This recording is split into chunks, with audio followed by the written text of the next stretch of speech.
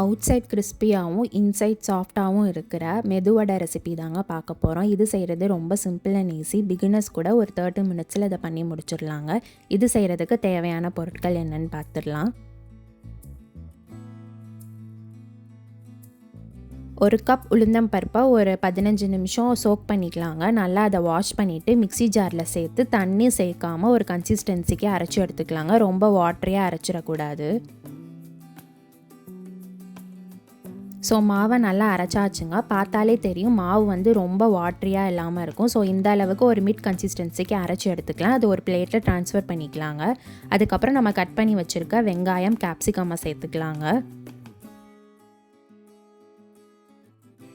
தேவையான அளவு காரத்துக்கு பெப்பர் சேர்த்துக்கலாங்க. அதுக்கப்புறம் கருவேப்பிலை பொடி சேர்த்துக்கலாம். என்னோடய ஃப்ளேவருக்காக நான் பெப்பர் பவுடரும் சேர்த்துக்கிறேன்.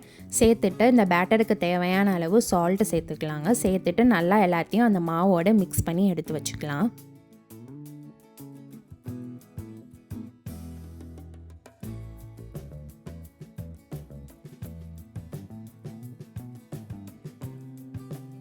ஒரு பாலித்தீன் பேக் இல்லாட்டி வாழை இலையில் தண்ணியால் நல்லா நனைச்சிக்கலாங்க. அதுக்கப்புறம் நல்லா அந்த மாவை எடுத்து தட்டிட்டு நடுவில் ஹோல் ப்ளேஸ் பண்ணிக்கலாம். அதுக்கப்புறம் நம்ம கையில் ஸ்லிப் பண்ணாலே அது வருங்க. அதுக்கப்புறம் சூடாக இருக்க பேனில் இருக்க ஆயிலில் ஒன்று ஒன்றா நம்ம ப்ளேஸ் பண்ணிக்கலாம்.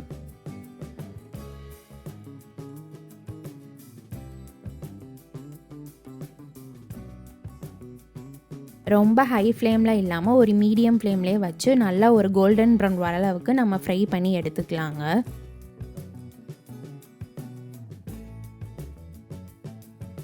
ரெண்டு சைடுமே ஈக்குவலாக மாவு இல்லாத மாதிரி வேகணுங்க. ஸோ நல்லா ட்விஸ்ட் பண்ணி ஃப்ரை பண்ணி எடுத்துக்கலாம்.